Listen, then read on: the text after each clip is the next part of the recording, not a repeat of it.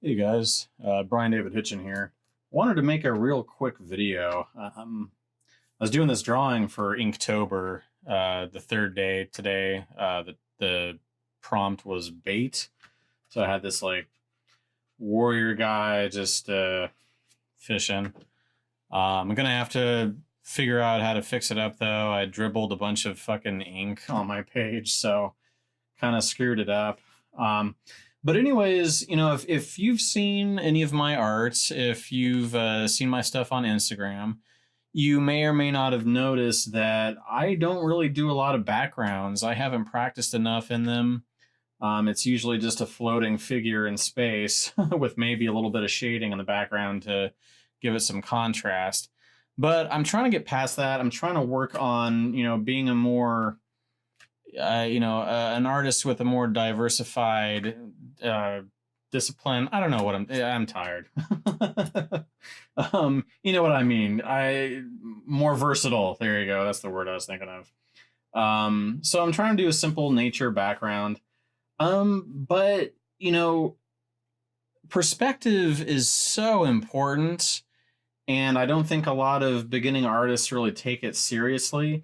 Even a simple scene like this really requires a horizon line and vanishing points in order to make this, seem convincing that it has the proper depth and things are facing the right way and all this stuff. So I just wanted to kind of go over how did I set this up? How did I get it to look this way? The first thing I did was I really, really roughly just kind of blocked out the things I wanted. So I blocked out exactly, where on the page this guy was. I just had, I got my lead holder here. And all I really did was I just kind of shaded in a little shape of where I wanted him on the page, what size, what direction he's looking, and then kind of a rough line here. Well, we're kind of looking above him slightly, and I kind of got the edge of the pond here.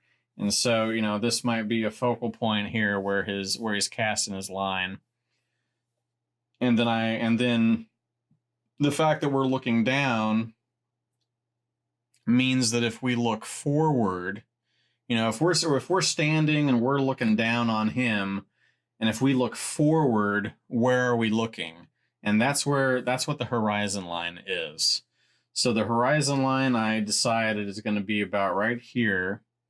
Now the weird thing is, and not a lot of people talk about it. It might seem simple, but there are people out there that might need the instruction. So I'm going to go ahead and tell you, because I had to figure this out for myself. I'm very technical minded, and I need specific I need specific instructions. I'm kind of slow. But so you have your horizon line here, and then if you try to put your vanishing points, you're going to have 2 points perspective here. You put a vanishing point on either side, and so you make a little dot, a little mark on your page. But if you have them too close together, everything in your drawing is going to look really weird, right? It's going to look really narrow and really tall and skinny. So what do you do when your vanishing points are way off the page? Well, again, like I said, I'm a little slow. Maybe it's obvious, but I went ahead and I have these drafting dots. It's just these little stickers, and I think mainly they're there to hold up a page on a slanted easel to keep it from falling. But I put one of them where one vanishing point is, and I even made a little dot with my pencil on that. And on the left-hand side, I just kind of made a little mark on my page. I didn't want it too far off. But once you've blocked in where you want things, then you're going to want to establish those 2 points, and then you will make just enough that you need. You don't need to go crazy. There's a lot of people that I've seen that and maybe it's necessary if you're doing a cityscape, right? If you're doing like tons of buildings and you have all these little windows, then it might be necessary to have a ton of lines go into the vanishing point. But for something simple like this, you can barely see it probably, but I don't have too many. I've got, a couple going here, one or two over here, just enough to kind of know, I wanted this little area here that he's sitting on. So I had, two drawn right there, and then one for the edge, one for the behind, and maybe one in the middle here, just so then you get a sense of the perspective of the figure as well. So you need to do that, and then you can start sketching. It's just, I'm one of those people that needs instruction. And so I kept wondering, well, if it's off the page, how do you keep track of it? And you're going to move this around to, draw it and all this stuff. But if you establish those first, your points first, mark something. Maybe it's not a drafting dot. Maybe you just, you literally mark the table or something. I don't know. Whatever you got to do. Do that first and make all your guidelines first. And then you can have a bit more of a, the next step after blocking would be actually, drawing this within the perspective guides. And, once you do that, then you can, rotate this around and not worry about it because you have your guidelines. You have all your guides marked. But just really simple. But, without these vanishing points, this wouldn't look as good as it does, right? And I don't mean to, I'm not trying to toot my own horn or anything. There's definitely problems. One thing I need to, I'm just starting to really use this kind of a pen and dipping it in a pot of ink. So I'm still kind of learning how to really control my line weight. And it's a little tricky. So, some things in the background are a little darker than they should be. So it's kind of popping forward, even though it's behind him. So there are problems here. But,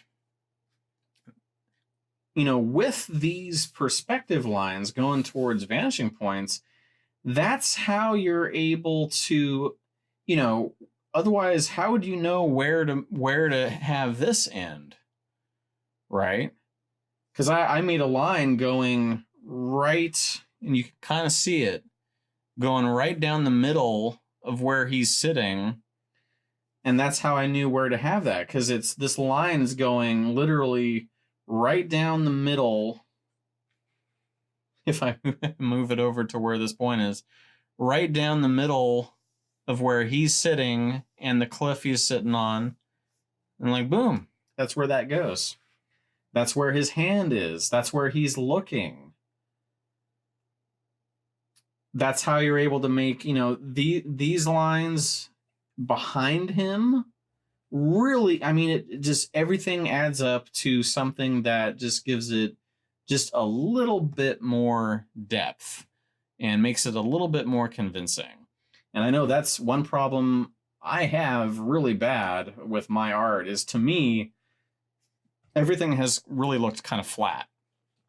And so I think, even if you don't have a background, if you just have a character, you're just doing like a character drawing, deciding where your horizon line is and then drawing your character based on that horizon line and establishing 2 vanishing points or maybe even 3 vanishing points, I think that'll make all the difference, really, because then every single bicep line, how you shade, it's all going to all those contours are going to conform to the volume of the shape of the muscles, and it's all going to conform to your vanishing points.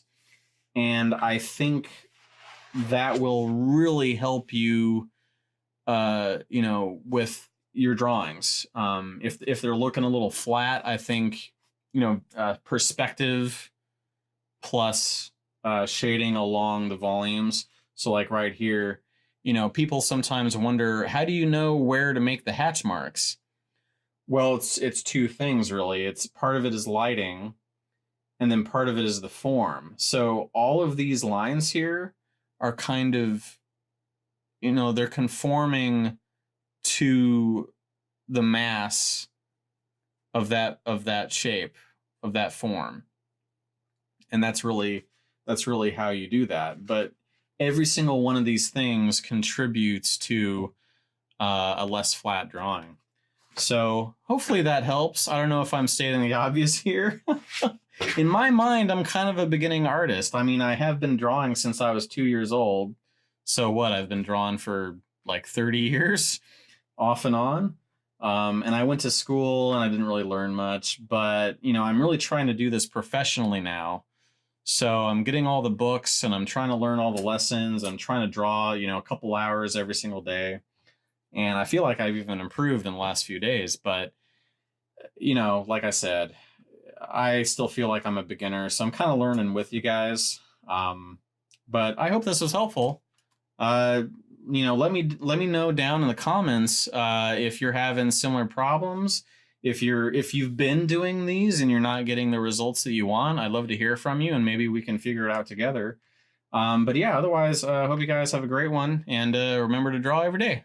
God bless and have a good one. Thanks, guys. Bye.